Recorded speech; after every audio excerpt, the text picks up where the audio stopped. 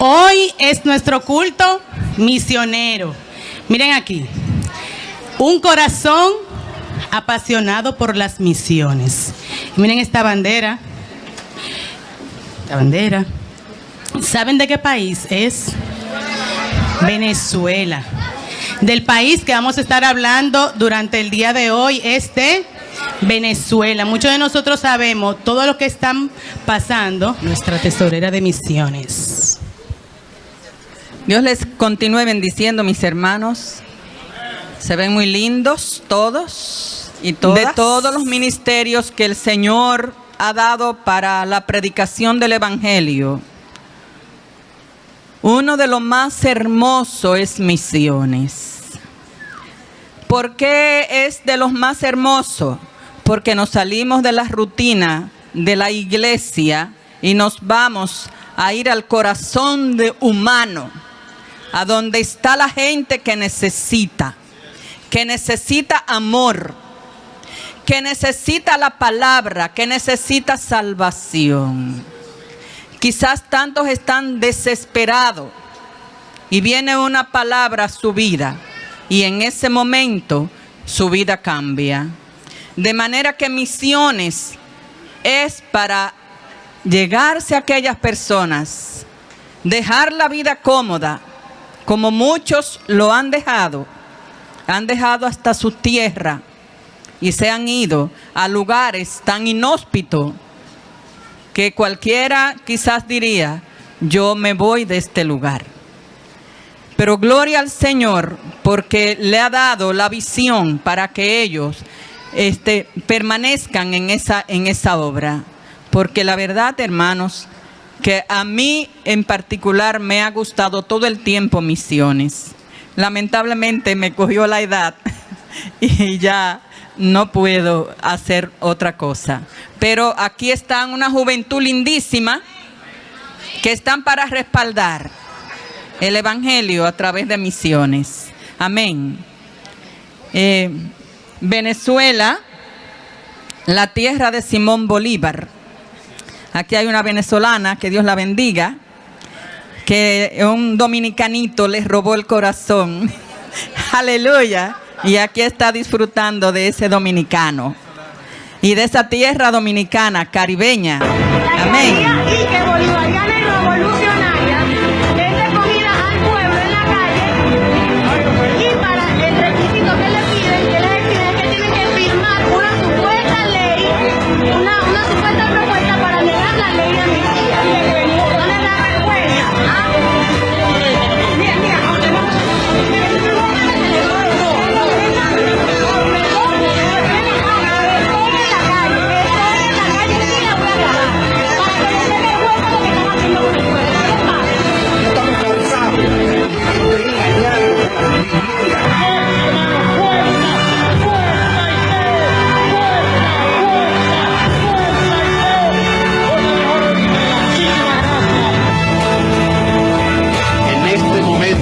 Al presidente de la República solo le corresponde una cosa: revocatorio. Por eso yo revoco. Buenos días, Señor les bendiga. Bueno, ya vieron de lo que pasa en mi país, en mi maravilloso país. Antes de que nosotros hagamos el clamor por Venezuela, yo quiero que ustedes sepan de dónde viene tanto decaimiento que ha pasado allá. ¿Ok? Venezuela era un país rico. Creo que aquí en República Dominicana me dijeron que pedir una visa a Venezuela era como pedir la visa americana. Cuando yo estaba en Venezuela era una abundancia en alimento, en economía, en estudios. Yo llegué a ser campeona de ajedrez del país y todo el mundo te apoyaba. Era algo sorprendente. El cambio pasó en Venezuela para que ustedes vean que con Dios no se juega. Dios cumple y Dios es fiel en lo que dice en su palabra. La ex esposa de Chávez era cristiana, es cristiana. Y Chávez conoció de Dios. Y Chávez le dio la espalda a Dios. Y se fue para Cuba. Y se colocó un santo encima. Y trajo a Venezuela toda la santería y todos los brujos que nunca había visto antes en Venezuela. Tú andas por la calle y hay un viaje de santeros caminando. Tú te montas en un autobús y hay muchos santeros, pero impresionante cómo han llegado los santeros a Venezuela. Y Dios se lo dijo a Chávez: por tanta brujería que has traído a mi país, estás como estás. Tanto así que Chávez rentó una avioneta privada con sus santeros y ahí comenzó a bajar Venezuela y comenzó a derramar tierra dedicando Venezuela a los santeros. El cambio de billete no era inflación, el billete eran con líderes venezolanos. Ahora fue cambiado por la bruja María Leonza. Ningún billete en Venezuela vale, pero es por a quien está dedicado. Nunca había visto tanta devaluación de la moneda de Venezuela como ahora. Ya han venido varios profetas a Venezuela diciendo: pueblo, humíllate y busca de Dios para ver si el Señor tiene misericordia de tu tierra, porque no produce nada. Y literalmente, aunque ustedes piensen que están exagerando, lo que pasa en Venezuela no es una exageración. Esas colas yo las veía desde mi casa. No hay papel, no hay crema. Si tú literalmente, no tienes estabilidad económica, tú no comes. Y cuando yo llamo a mi mamá para decirle: mira cómo está Venezuela, ella no tiene ni la menor idea. Porque las redes sociales no te permiten decir de lo que está pasando en Venezuela. Entonces el venezolano no está enterado literalmente de la crisis que ha llegado a Venezuela como nosotros. Y yo le digo: no me salgas tal día, no vayas para tal, murió tal persona. ¿Cómo? Murieron tantos en una marcha. ¿Cómo? Está prohibido hablar en contra. Y cada vez está bajando más. Y cuando se ponen a reírse de Maduro y piensan que es broma, relajando, Maduro literalmente le hizo una iglesia a Chávez, donde le oran los domingos. Una persona que nunca en su vida estudió para ningún cargo. No es denigrando, pero estamos hablando de la responsabilidad de un país. Entonces, quería para que hagamos la proclamación por Venezuela, por los habitantes, para que conozcan del Señor, para que de verdad se humillen y entren en la presencia, pero ya tenemos una base por qué orar. ¿Ok? Toda brujería que está en Venezuela se tiene que caer. Y ahorita el 1 de septiembre viene una marcha muy grande para Venezuela. Ya los indígenas están caminando y hay un padre católico y político también que andan caminando para la concentración de la marcha. Viene una marcha muy fuerte, ya todos los estados están convocados. Y lo que queremos orar es para que no hayan más muertes, sino de verdad el Señor tome control. Mucha gente me dice: Lina, no pidas misericordia por Venezuela, porque Venezuela tiene que tocar hondo para conocer al Señor. Sí, estamos claros, va a haber un avivamiento en Venezuela, pero ¿hasta qué punto tiene que la gente caer?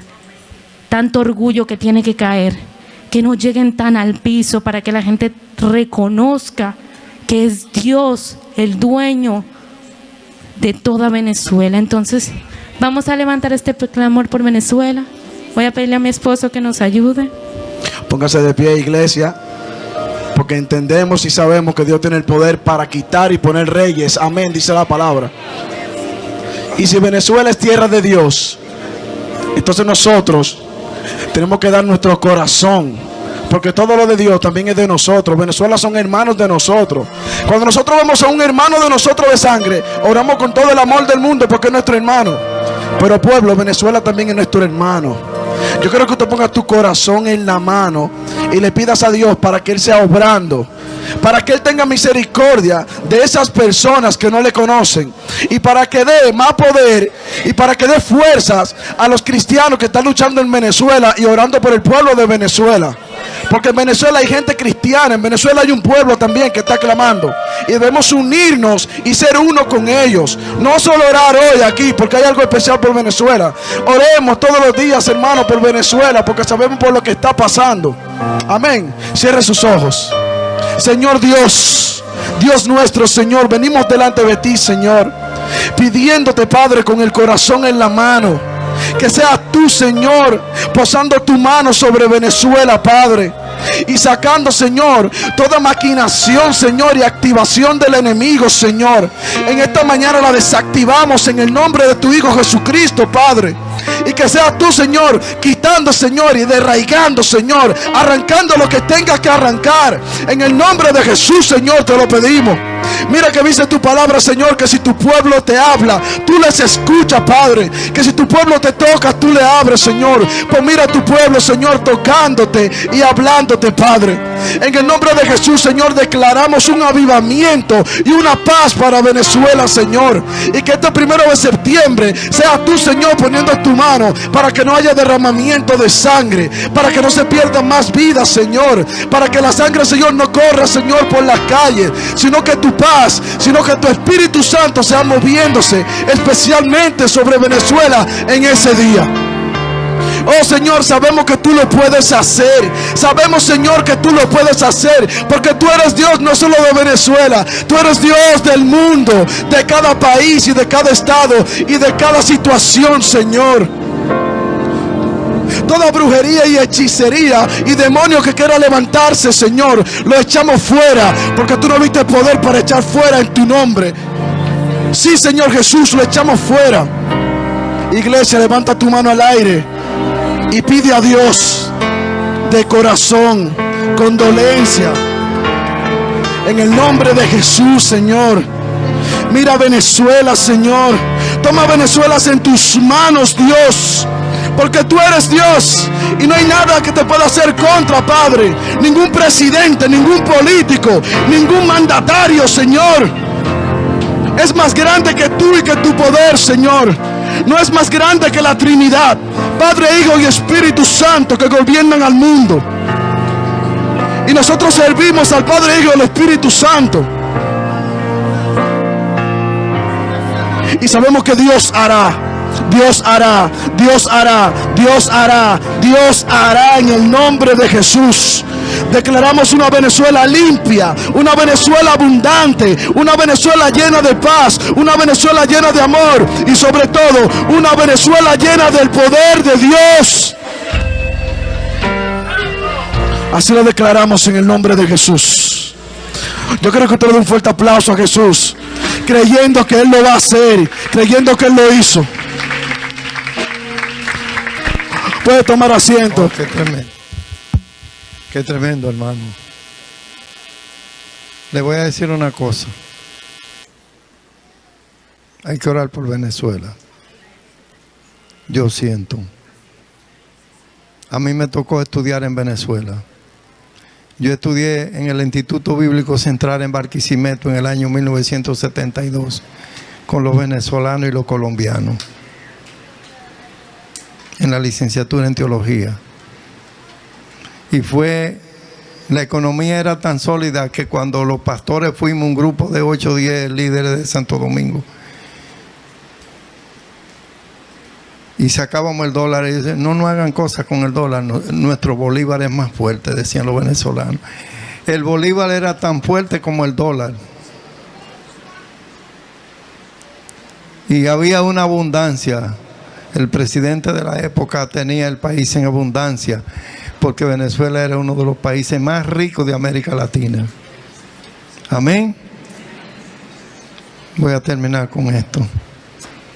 Dios le dijo a Abraham, nuestro padre de la fe, quien te bendiga, yo lo bendeciré, y quien te maldiga, yo lo maldeciré. Oigamos palabra de Dios. Mantengamos la oración por Venezuela, que nos da pena a los venezolanos esparcidos por el mundo.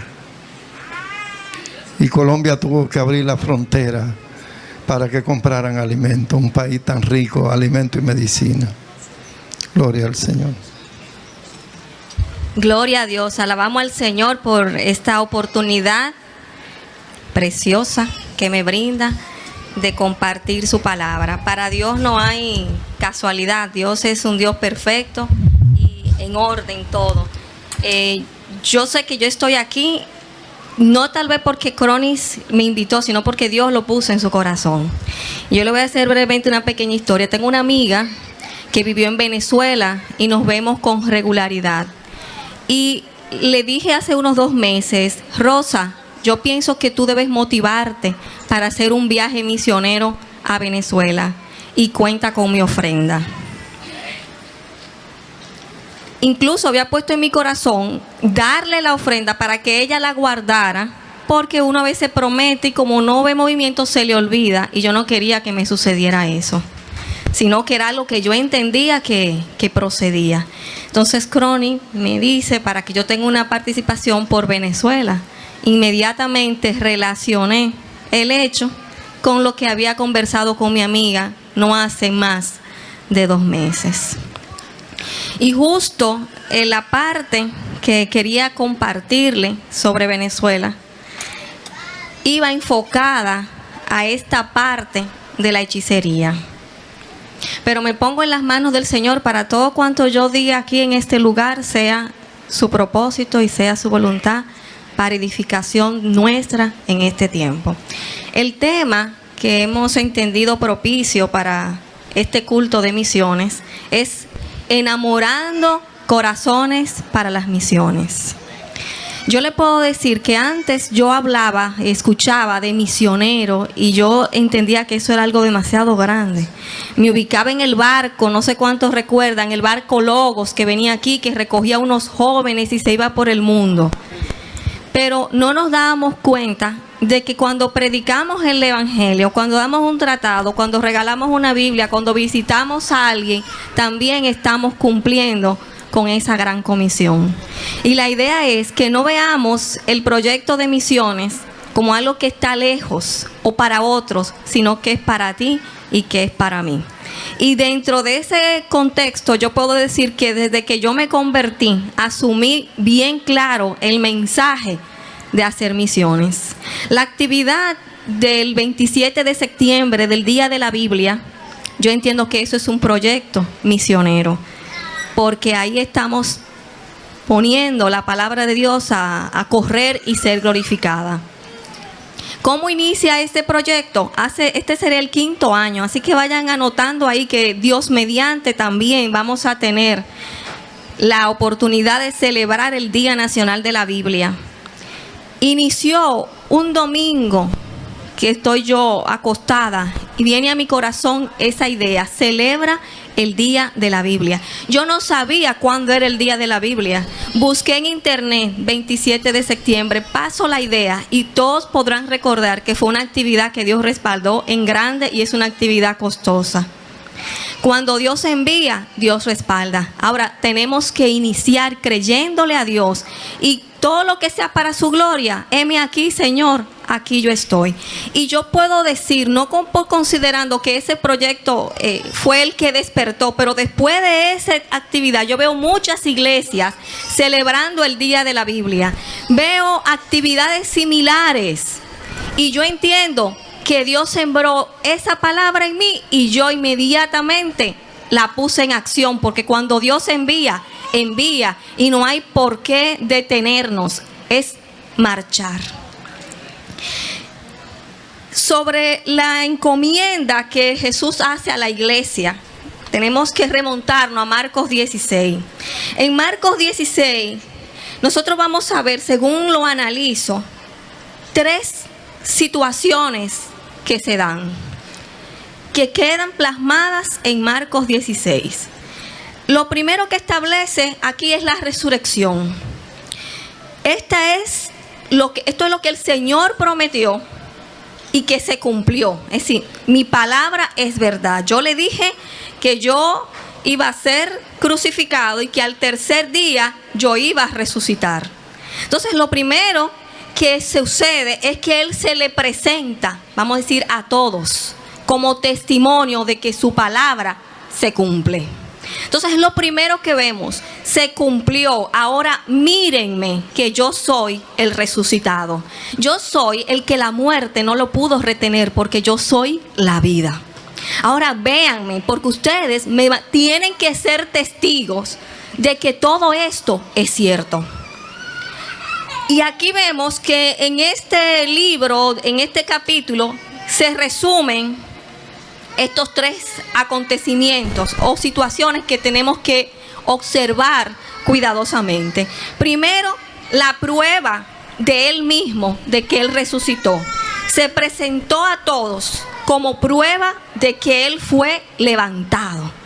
Primicias de los que durmieron.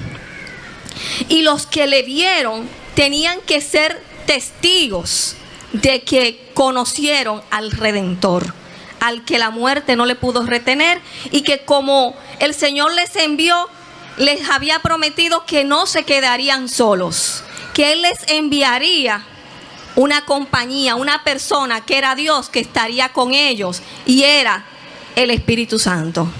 Es decir, yo resucito, yo voy a ascender, pero desde que ya yo no esté personalmente o físicamente entre ustedes, yo le voy a dejar el que va a continuar, que es el Espíritu Santo. Y aquí vemos que la segunda parte, si nosotros vemos luego de la resurrección, es que se da a conocer, se deja ver. La otra parte, en el versículo 15, dice que nos da la encomienda de ir por todo el mundo y predicar el evangelio a toda criatura. El versículo 15, y les dijo: id por todo el mundo y predicad el evangelio a toda criatura. Ahí no hay idioma, no hay raza, ahí no hay discriminación. Este evangelio está diseñado para que todo aquel que crea sea salvo. Ahí no hay de perfectos de fábrica, no hay ninguna situación que inhabilite a ningún ser humano para entender o recibir la palabra de Dios. Y después de esto, entonces sucede la ascensión. Aquí vemos en el versículo 19 que dice: y el Señor, después que les habló, fue recibido arriba en el cielo y se sentó a la diestra de Dios. Cumplió cabalmente. He cumplido toda la obra que el Padre me entregó. Ya vieron que resucité. Ahora les envío. Ahora yo voy a ascender y voy a estar a la diestra del Padre, en un lugar de honor, para que todo lo que pidieran al Padre creyendo en mi nombre, yo lo haré. Y Él no nos ha enviado ni nos ha dejado solo, sino que estará contigo y conmigo todos los días hasta el fin. Vemos que los discípulos, entonces vamos a ver, esta es la parte de Jesús, que lo vemos con la resurrección, la presentación y la ascensión. Pero ahora a los discípulos se le da una encomienda, y fue que tenían que esperar la llegada del Espíritu Santo, y les envía a que se queden en Jerusalén, porque allí van a suceder grandes cosas. Y es donde nos apoyamos en Hechos 1:8. Cuando dice: pero recibiréis poder cuando haya venido sobre vosotros el Espíritu Santo, y me seréis testigos en Jerusalén, en toda Judea, en Samaria y hasta lo último de la tierra. Pero si vemos versículos más arriba, vemos que ellos, la iglesia, empieza a testificar. Es decir, ya no es el evangelio de Marcos o de Lucas que nos relata eso, sino que ya es la iglesia dando testimonio. Ya es en otra connotación. Ya somos tú y yo que seguimos escribiendo el libro de Hechos. Se establece que este libro de Hechos fue escrito por Lucas y que recoge alrededor de 30 años de la iglesia primitiva. Pero tú y yo a partir de ahí hemos seguido formando este cuerpo de Cristo. Y dice: en el primer tratado, oh Teófilo, hablé acerca de todas las cosas que Jesús comenzó a hacer y a enseñar hasta el día en que fue recibido arriba, después de haber dado mandamiento por el Espíritu Santo a los apóstoles que había escogido, a quienes también, después de haber padecido, se presentó vivo con muchas pruebas indubitables, apareciéndose durante 40 días y hablándoles acerca del reino de Dios. Y estando juntos, les mandó que no se fueran de Jerusalén, sino que esperasen la promesa del Padre, la cual les dijo: oísteis de mí. Porque Juan ciertamente bautizó con agua, mas vosotros seréis bautizados con el Espíritu Santo dentro de no muchos días.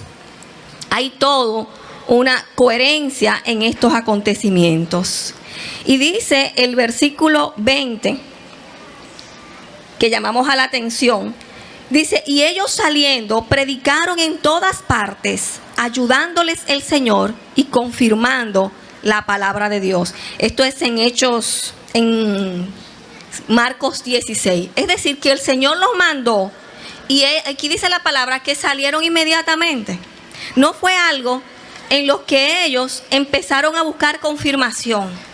Vamos a ver si el Señor me confirma si le predico a la vecina.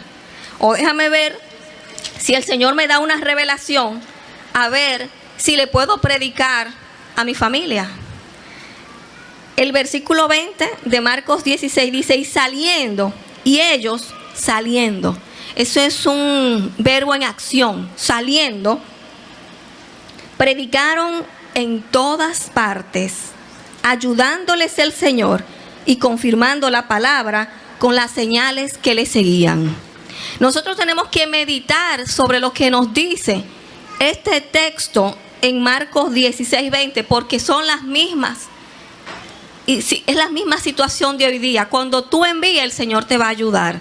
Y las señales que Él ha dicho que han de seguir a los que crean, irán contigo. Y la iglesia tiene que dejar ver esas señales, porque el Cristo que tú y yo le servimos es todopoderoso. Y mayores cosas que la que Él hizo, Él ha prometido que tú y yo haremos, porque Él está a la diestra del Padre. Entonces nos preguntamos, ¿qué está pasando que no estamos viendo esas señales? Que tal vez endiosamos a uno cuando deja ver esas señales, si estas señales son para la iglesia que hemos creído en Él. Y vuelvo y repito, y ellos saliendo. Me pregunto yo, ¿cuántos de los que estamos aquí está saliendo? Hay muchos venezolanos que han emigrado para el país, muchos ricos y muchos pobres. Vemos gasolineras, vemos establecimientos, plazas comerciales. Vemos que Venezuela está enriqueciendo nuestro país con muchos empleos, con una mejor calidad de vida para muchas personas, porque están trayendo sus capitales para este país. Entonces también podemos decir, vamos a tomar a Venezuela, que está aquí, y vamos a regalarle una Biblia y vamos a visitarle, porque es una forma de llegar a su familia. Es una forma de que haya una invasión en favor de esa nación que está desangrando. Pero vemos a esta gente corriendo por pan. Pero nos dice la palabra en Amós 8 que vendrán tiempos en que habrá pan, hambre y sed de palabra de Dios, y no la van a encontrar. Entonces, si no hay obreros que siembren, no va a haber producción. Y hay veces que pensamos que es que va a venir una maldición o que va a venir una situación especial. No, es que si tú y yo no sembramos la palabra de Dios, porque el Señor nos dio la parábola del buen sembrador, si no hay quien siembre, no vamos a encontrar nada. Si tú y yo, que el Señor nos llamó a ser sembradores de su palabra, no sembramos, tú no puedes ir a ningún campo a buscar porque no has sembrado. Entonces, no va a haber palabra de Dios porque no hay siembra de la palabra de Dios.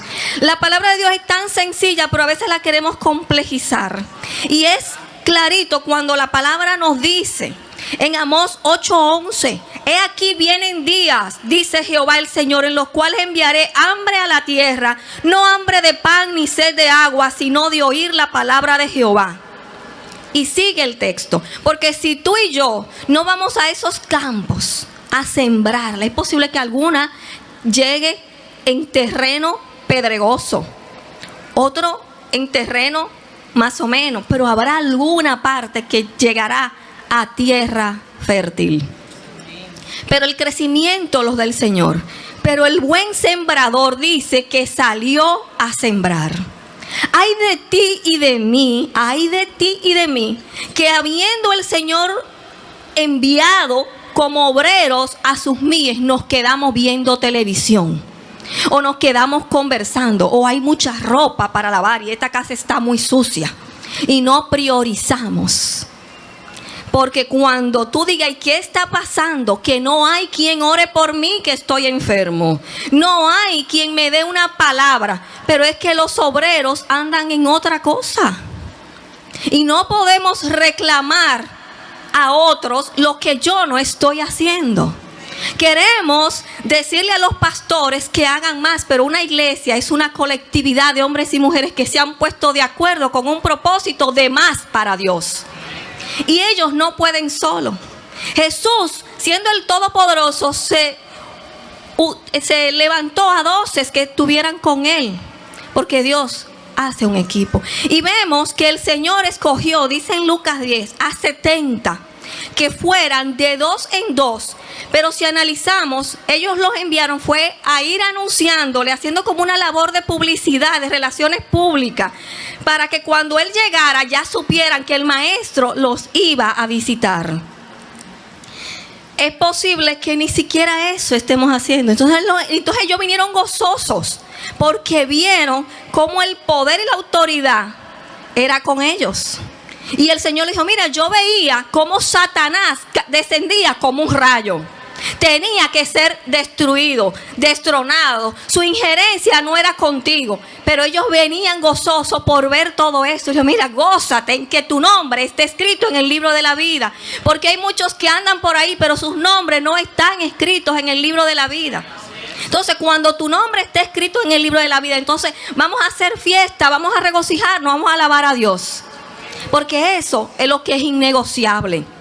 Que tu nombre y el mío estén escritos en el libro de la vida. Pero no creo que tú y yo, pudiendo hacer la obra que Él nos ha enviado, tú puedas estar seguro que tu nombre esté escrito en el libro de la vida. Porque tú tienes que tener pasión y amor, porque los que están ahí tienen el corazón conforme a Dios. Y si tú eres indiferente a las necesidades del hermano y de una salvación tan indispensable, porque cuando se cerraron los libros ya no hay más que hacer, ya no hay otro día. Yo le puedo contar un testimonio que recuerdo ahora, que creo que en alguna ocasión lo he contado aquí. Al frente de mi casa había una joven periodista que tenía cáncer. Tal vez algunos de los que están aquí pueden recordar ese caso. Esa fue una mujer muy sufrida por algo que no es necesario publicitar por este medio, comentar. Pero ella estaba siendo, aparte de su enfermedad, había sido herida en su dignidad de mujer por su mejor amiga, vamos a decir. Pues sucede, yo no sé si ella supo la situación que finalmente le comento, pero yo me soñé, era un domingo en la mañana, que fuera a predicarle. Yo nunca había ido a esa casa. Me daba vergüenza porque yo tocar una cosa que yo nunca he ido, y ella, que aunque Dios la tenga en su gloria, como sé que así es, no era una persona como tan simpática que uno puede decir que saluda. Pero yo dije, el Señor me envió a esta casa, yo tengo que ir. Y fui, que todavía no la habían bañado temprano, porque el Señor me mandó a que le fuera a predicar. Cuando yo voy, me recibieron con mucha amabilidad.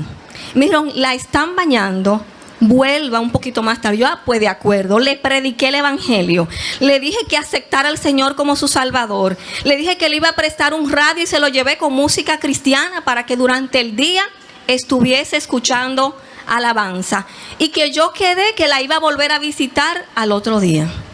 Cuando yo regresaba de mi trabajo, ese día llegué más temprano con la idea de irla a visitar. Ya ella había fallecido. Entonces, si yo no hubiese ido y lo dejo para más tarde.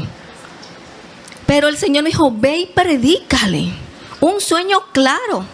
Incluso como yo la vi en el sueño, que ella estaba así mismo, la presentaron ya de muerta. Entonces yo dije, ay no, hay que coger para allá. Aunque me dé apuro, yo di como 20 vueltas, como bueno, el apuro de tocar la puerta a una casa que yo nunca he ido. Pero eso tontera. Hay una prioridad que es la salvación. Pero Dios vio a esa mujer en su dolor, en su aflicción, estaba enferma. El Señor no la sanó, pero el Señor la salvó. Porque usted y yo no es por los resultados, es una gestión de medios. Hacemos los medios de llevar el evangelio, pero la conclusión la tiene el Señor. Pero Dios siempre quiere salvar. La voluntad de Dios es la salvación. Y tenemos que tener en cuenta que el libro de Hechos muestra el accionar de la iglesia. Está la promesa del Espíritu Santo, si vemos en la primera parte, o el derramamiento del Espíritu Santo que nos habla en Hechos 1:8, y también el crecimiento de la iglesia. La iglesia está llamada a multiplicarse, a crecer. Tanto es así que hasta aquí ha llegado esa palabra. De tierras lejanas, aquí nos seguimos multiplicando. Y como le digo, Hechos también nos deja ver la expansión del evangelio desde Jerusalén hasta Roma. Y vemos que nos menciona el libro de Hechos alrededor de 32 países. En aquel tiempo, sin las facilidades que nosotros contamos hoy día. Nos habla de no menos 32 países, de 54 ciudades, de 9 islas en el Mediterráneo, y nos menciona más de 95 personas, muchos de ellos funcionarios y gente en eminencia, en el libro de Hechos. Es decir, que era una iglesia que no tenía miedo, era una iglesia activa. Y nos presenta este libro de Hechos el avance del evangelio desde el judaísmo, partiendo del judaísmo hacia los gentiles. Porque vemos que este libro de Hechos prácticamente se divide, y todo eso a pesar de la oposición y de la persecución, que no es diferente a la que vamos a estar viendo y seguimos viendo. Unos países un poco más cómodos que otros, pero hay persecución y hay oposición. Pero eso tiene que darnos más fuerza para seguir avanzando, porque ya nos queda menos que cuando creímos.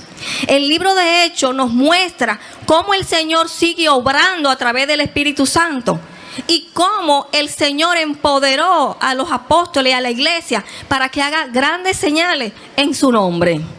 Y como le digo, somos testigos en Jerusalén. Aquí vemos que el libro de Hechos, del capítulo 1 al 7, nos habla de la vida de la iglesia en Jerusalén. Pero ya vemos que ya del 8 al 12 nos deja ver el trabajo en Judea y en Samaria.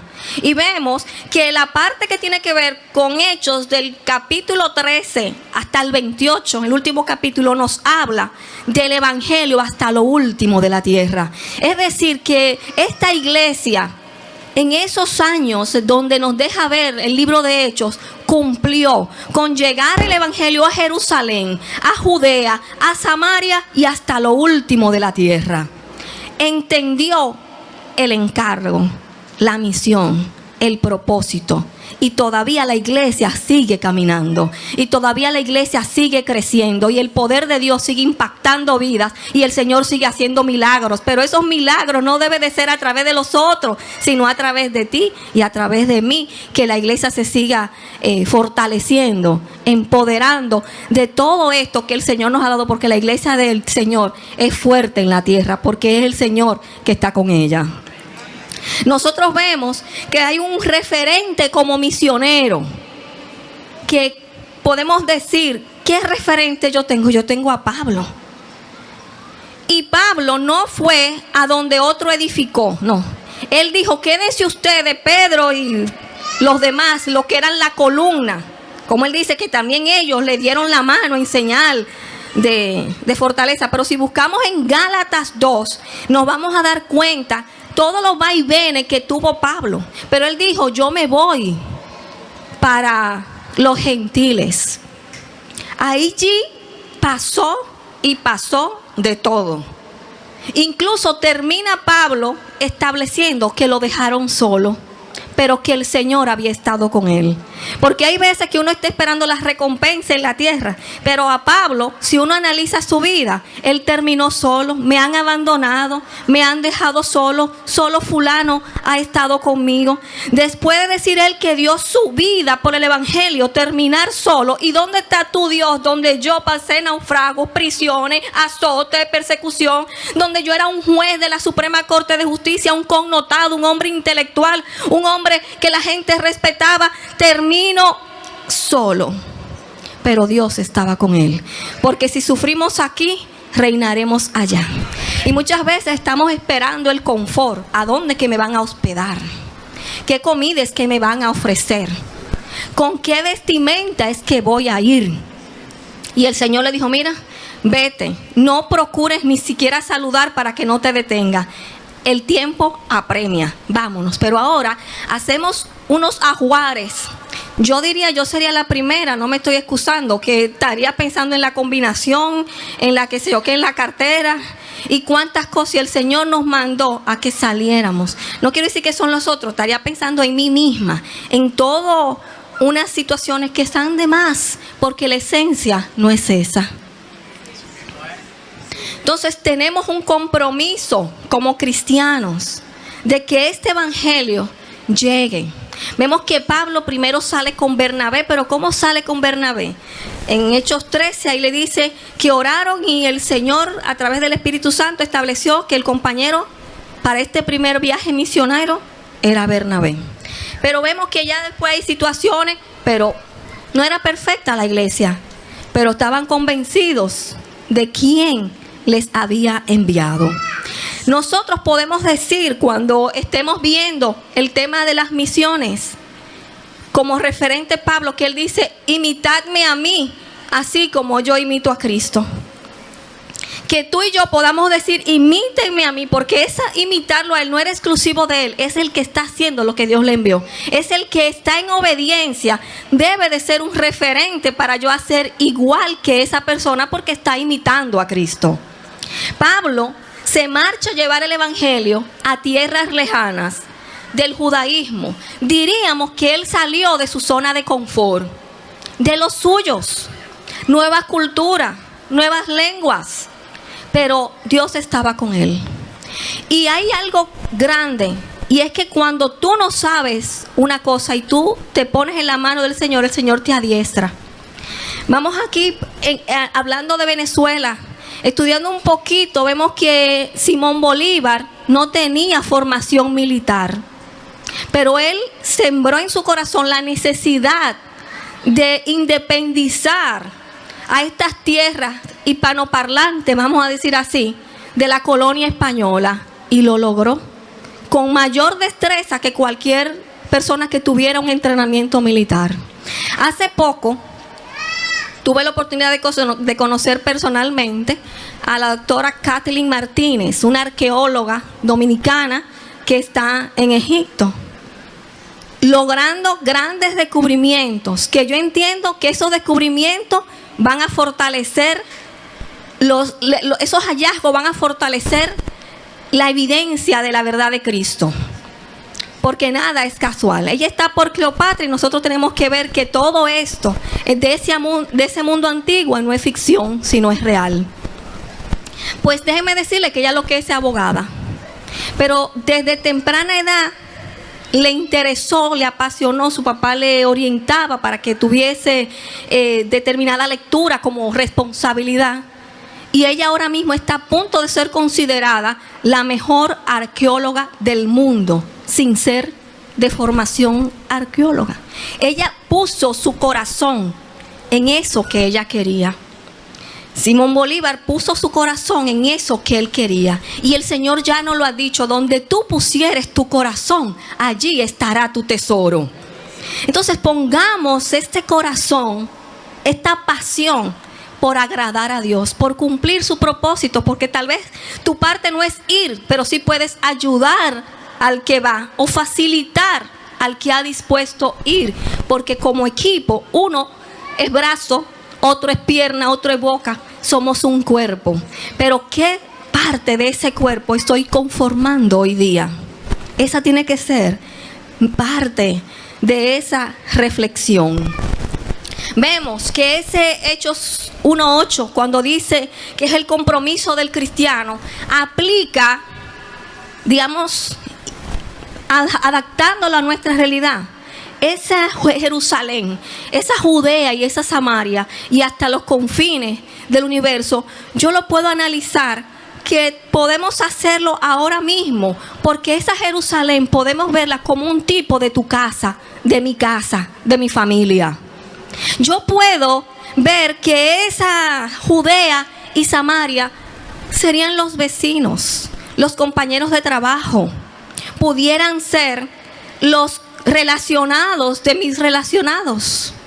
Y cuando yo veo esto hasta lo último de la tierra, es cuando eso que tú has ido haciendo fielmente, el Señor va ensanchando tu territorio y te va permitiendo llegar más lejos. Pero tú y yo podemos empezar en Jerusalén. El Señor no te pide que vayas a los confines de la tierra. A veces queremos ir por ahí primero. No hemos predicado nunca al vecino ni a la familia, pero el Señor yo he dicho que me ha mandado a las naciones. Y así no es el orden de Dios, porque Dios te va preparando y te va dando la seguridad para que tú no camines en tierra movediza, sino sobre la roca. Entonces empecemos predicándole a ese Jerusalén que es mi casa, que es mi cultura, mi realidad, mi identidad. Y luego yo voy a ir pasando a otras áreas que el mismo Señor me va a ir poniendo los pies sobre patines. Y va a llegar el momento en que iremos y estaremos en las naciones. Pero ¿saben algo? Segunda Tesalonicenses 3:1 nos dice que esta palabra tiene que correr y ser glorificada.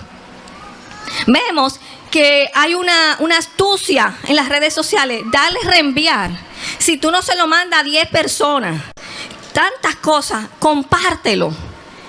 Esta es la idea del evangelio con la palabra de Dios, que no podemos permitir que otras cosas les roben el protagonismo. Esto es lo que tiene que ser glorificado, multiplicado. Y cuando la Biblia te dice en segunda de Tesalonicenses 3:1 que la palabra corra y sea glorificada, es que de mi mano pase para la tuya y de la tuya para la tuya. Esa palabra no se puede quedar, te tiene que quemar las manos. Entonces ella es la patrona de la selva, de los animales salvajes, puro demonio, puro diablo.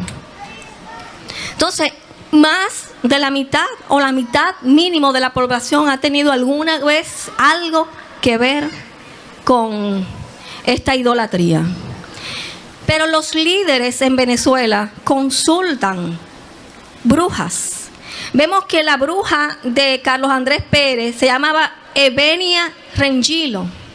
Ustedes se acuerdan que el funeral de Carlos Andrés Pérez, eso fue todo un drama. Eso tiene mucho que ver, que duró como un mes, que no se podía enterrar, que posiblemente eran conflictos con los familiares, pero también había mucho de este tipo de situaciones de hechicería. Vemos que Chávez, la bruja de Chávez, Cristina Marchman, que dice que Chávez utilizó brujería para controlar Venezuela y manipular al pueblo, y que junto con ella hicieron un pacto para que Chávez viviera eternamente o fuera líder eternamente. De ahí que Maduro haga el templo es parte de esto.